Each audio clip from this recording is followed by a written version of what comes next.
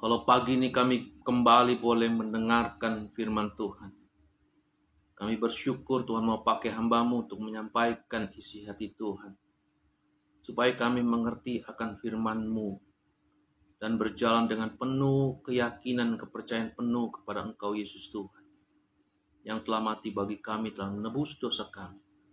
Terpujilah Tuhan Yesus Kristus yang hidup dan terus berkarya atas kehidupan kami. Atas penyertaan-Mu, kesetiaan-Mu atas kami semua Tuhan. Di dalam nama Tuhan Yesus Kristus, ambil alih pemberitaan firman-Mu itu. Haleluya. Amin. Shalom saudara sekalian, puji Tuhan, kembali saudara berjumpa dengan kami dari CMC Ephata Victory Ministry dan Marketplace Fellowship lewat FB God is so good dan YouTube channel kami Pastor Herman Gideon. Saudara, kami mempersembahkan khotbah berseri Tongkat Gembala pada jam 6 pagi dan jam 6 sore, saudara. Sebagai seorang gembala, saya tertarik untuk menyampaikan pesan-pesan dari buku ini, buku Tongkat Gembala. Dan di dalam buku tersebut, penulis sudah mengizinkan kita untuk diajarkan kepada orang-orang percaya. Saudara, kita telah bicara tentang Alkitab sebagai firman Allah, bicara tentang Allah, manusia, setan, dan pencobaan. Kita telah juga bicara tentang Yesus Kristus, salib, darah Kristus, pertobatan, iman dan kasih karunia.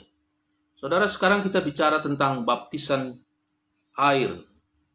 Yesus memerintahkan semua yang percaya kepadanya untuk dibaptis dalam air, saudara. Dalam Matius pasal 28 ayat 18-19, bahkan Yesus memerintahkan kepada para murid-muridnya dan kepada kita semua, seperti ini, Yesus mendekati mereka dan berkata, "Kepadaku telah diberikan segala kuasa di surga dan di bumi. Karena itu pergilah, jadikanlah semua bangsa muridku dan baptislah mereka dalam nama Bapa, Anak, dan Roh Kudus." Harus dibaptis, saudara. Dan dalam Kisah Para Rasul pasal 2 ayat 38, Petrus melakukan apa yang Yesus katakan. Jawab Petrus kepada mereka, "Bertobatlah, hendaklah kamu masing-masing memberi dirimu dibaptis dalam nama Yesus Kristus untuk pengampunan dosamu, maka kamu akan menerima karunia Roh Kudus."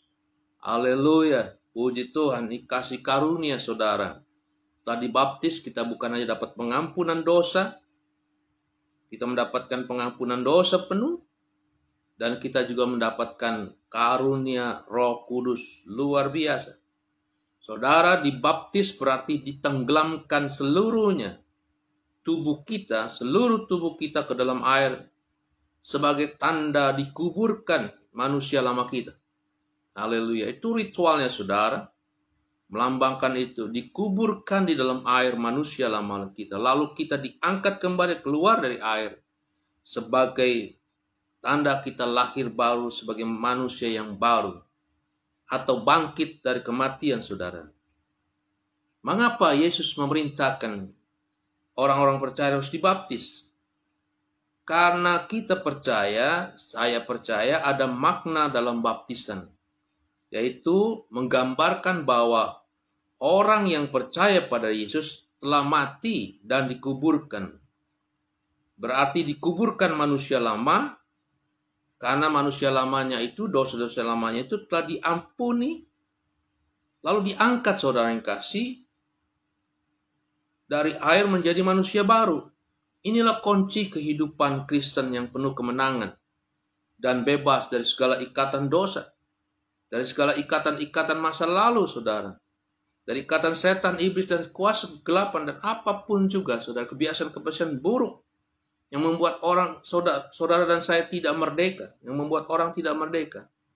Tapi ketika saudara dibaptiskan, saudara percaya, inilah kunci kehidupan Kristen yang baru sebagai orang yang telah dimerdekakan dalam Kristus.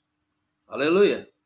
Ada 4 langkah pekerjaan Kristus yang digambarkan di dalam kita, saudara kasih. Pertama yaitu Yesus mati, maka saya mati dalam Yesus. Roma pasal 6 ayat 6-7 firman Tuhan berkata demikian.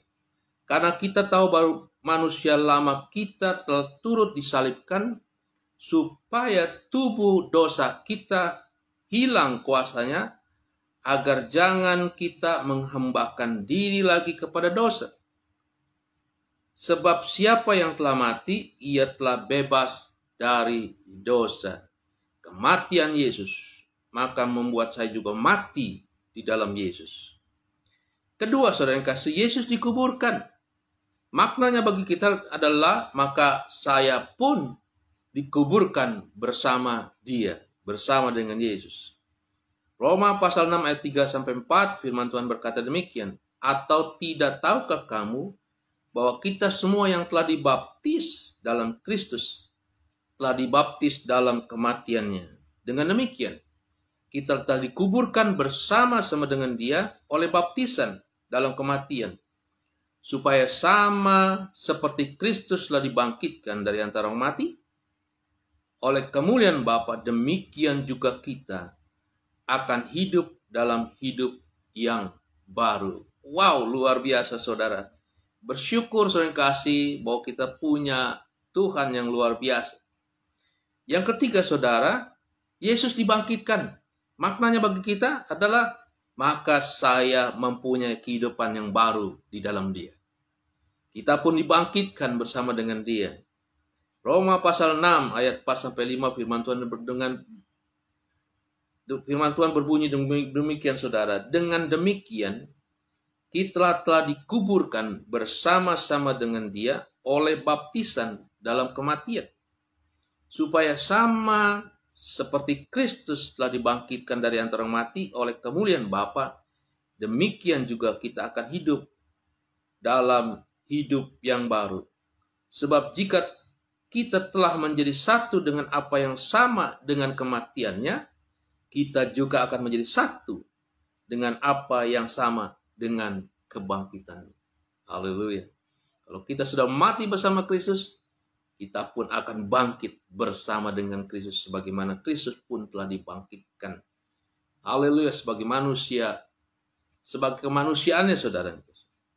Keempat, saudara kasih, Yesus terangkat di surga. Maknanya bagi kita adalah maka saya pun terangkat di dalam dia. Haleluya, puji Tuhan. Dan itulah janji dia kepada kita. Dan bahkan dia akan berjanji, dia akan datang kembali untuk membawa kita, mengangkat kita masuk ke dalam kerajaan yang luar biasa.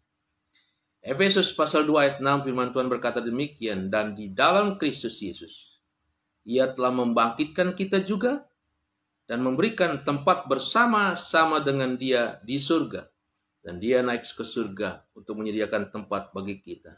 Janji yang luar biasa. Janjinya ya dan amin saudara. Karena dia tidak pernah mengingkarinya. Dan dia telah membuktikannya. Apa yang dikatakannya itu terjadi. Kolose pasal 3 ayat 1. Karena itu kalau kamu dibangkitkan bersama dengan Kristus, carilah perkara yang di atas. Di mana Kristus ada, duduk di sebelah kanan Allah. Itulah makna orang yang telah diperbarui, yang telah bangkit bersama dengan Kristus sebagai manusia yang baru. Berfikirlah perkara yang di atas sering kasih, jangan yang di dunia lagi. Dan sering kasih, ketika kita berfikir yang di atas, maka yang di dunia akan kita kuasai. Karena yang di atas itu berkuasa terhadap apa yang ada di dalam dunia ini, di bawah dunia ini. Puji Tuhan. Saudara, makna baptisan adalah yang pertama, dia adalah merupakan upacara penghuburan. Bahwa kita telah mati dalam segala dosa kita, lalu kita harus dikuburkan, saudara yang kasih. Manusia lama kita harus dikuburkan, dan setelah itu kita tinggalkan semua itu. Bahwa kita telah mati bersama dengan dia di dalam baptisan air tersebut. Melambangkan kematian kita. Dan setelah itu apa, saudara yang kasih? Yaitu kita harus bangkit dengan kemanusiaan kita yang baru. Roma pasal 6 ayat 8-11 firman Tuhan berkata demikian. Jadi jika kita telah mati dengan Kristus, kita percaya bahwa kita akan hidup juga dengan dia. Karena kita tahu bahwa Kristus sesudah ia bangkit dari antara orang mati, tidak mati lagi. Maut tidak berkuasa lagi atas dia. Sebab kematiannya adalah kematian terhadap dosa. Satu kali dan untuk selama-lamanya. Dan kehidupannya adalah kehidupan bagi Allah. Demikian hendaknya kamu memandangnya. Bahwa kamu telah mati bagi dosa. tetapi kamu hidup bagi Allah dalam Kristus Yesus Tuhan. Haleluya.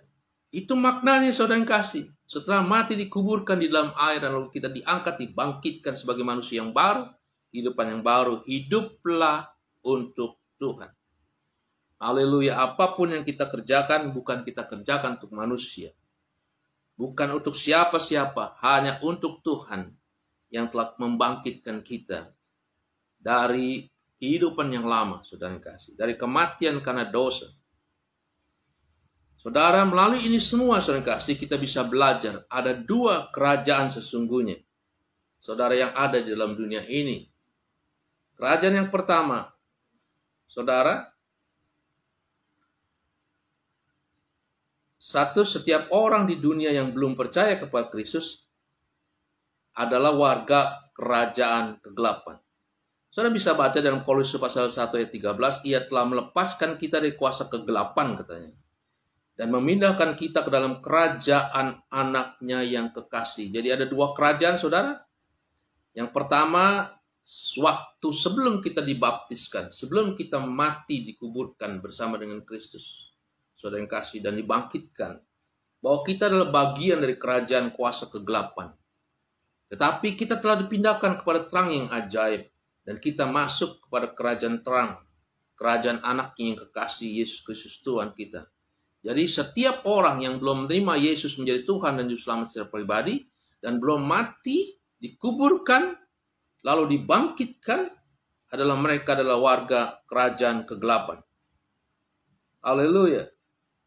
Saudara kasih, ini referensi dari kuasa setan, budak dosa, saudara. Mereka yang tinggal di dalam kegelapan seperti itu. Mereka tidak tahu apa yang mereka harus perbuat. Mereka hanya menuruti apa yang menjadi keinginan mereka. Keinginan dari bapaknya, dari bapak pendusta, yaitu iblis, saudara kasih. Oleh karena itu, agar kita bisa keluar dari kegelapan, dari kerajaan kegelapan, kita harus melalui kematian. Tidak. Harus melalui kematian. Saudara yang kasih, baliknya agar masuk ke dalam kerajaan terang, maka kita harus dilahirkan kembali. Itulah makna, saudara yang kasih. Kenapa kita harus mati, dikuburkan, dibaptis dalam kuburan, kemudian kita bangkit kembali? Supaya dalam ketika kita mati dan dikuburkan, manusia lama kita itu, kita tinggalkan sebagai warga kerajaan Allah. Kerajaan iblis, setan, warga kerajaan kegelapan, saudara, kita tinggalkan. Lalu ketika kita bangkit menjadi manusia yang baru, kita berubah menjadi warga kerajaan surga. Diberikan hak menjadi anak-anak Allah, saudara. Haleluya, puji Tuhan. Harus dilahirkan kembali kalau Anda ingin masuk ke dalam kerajaan Allah. Jadi ada warga kerajaan Allah, ada warga kerajaan kegelapan, yaitu keturunan Adam yang lahir dari Adam, saudara. Puji Tuhan. Pada awalnya Allah menciptakan manusia menurut rupa dan gambarnya. Tetapi ketika mereka jatuh ke dalam dosa, maka Adam melahirkan keturunannya. Dan ketika keturunannya dilahirkan oleh Adam, mereka bukan lagi menjadi rupa seperti Allah, tetapi menjadi rupa seperti Adam. Saudara, demikian juga dengan kita seterusnya. Kita lahir menjadi rupa dari kepada orang tua kita, saudara. Tapi puji Tuhan, ketika kita mati di dalam Kristus, lalu dibangkitkan, kita tidak lagi menjadi warga kerajaan kegelapan atau menjadi keturunan Adam. Kita dapat diperbaharui menjadi warga kerajaan Allah, menjadi anak-anak Allah, saudara. 1 Korintus pasal 15 ayat 22 firman Tuhan berkata demikian, karena sama seperti semua orang mati dalam persekutuan dengan Adam, mati dalam persekutuan dengan Adam di dalam dosa, demikian pula semua orang akan dihidupkan kembali dalam persekutuan dengan Kristus Tuhan. Wow, rencana yang luar biasa. Tidak ada lagi, saudara kasih, hanya satu juru selamat dalam Yesus Kristus. Di luar Kristus tidak ada keselamatan, saudara. Yang kedua adalah kerajaan terang, saudara kasih, warga kerajaan terang. Roma pasal 5 ayat 6, karena waktu kita masih lemah, Kristus telah mati untuk kita. Orang-orang durhaka pada waktu yang ditentukan oleh Allah. Puji Tuhan. Ketika kita masih lemah, masih di dalam dosa, Kristuslah mati untuk dosa kita, untuk orang-orang yang durhaka. Puji Tuhan, Yesus menjadi Adam terakhir, saudara kasih. Yang mati agar keturunan Adam, saudara kasih, yang percaya kepada mati dalam dosa itu, hidup sebagai manusia baru. Yesus menggantikan posisi Adam karena satu orang, yaitu namanya Adam. Semua manusia jatuh dalam dosa. Maka oleh satu orang pula manusia Adam yang baru, yaitu Yesus Kristus, mati dalam kematiannya, menebus atas kematian dosa itu, dan dibangkitkan menjadi manusia yang baru. Dan ketika dia percaya, dia menjadi warga kerajaan terang, kerajaan Allah, menjadi anak-anak Allah, saudara yang kasih. Yang ketiga, saudara yang kasih, maka ada kelompok baru yang Tuhan bilang begini, engkaulah bangsa yang terpilih, umat kepunyaan Allah, bangsa yang kudus, imamat yang rajani, haleluya, yang telah dipindahkan dari kegelapan masuk ke terang yang ajaib untuk memberitakan perbuatan-perbuatan besar.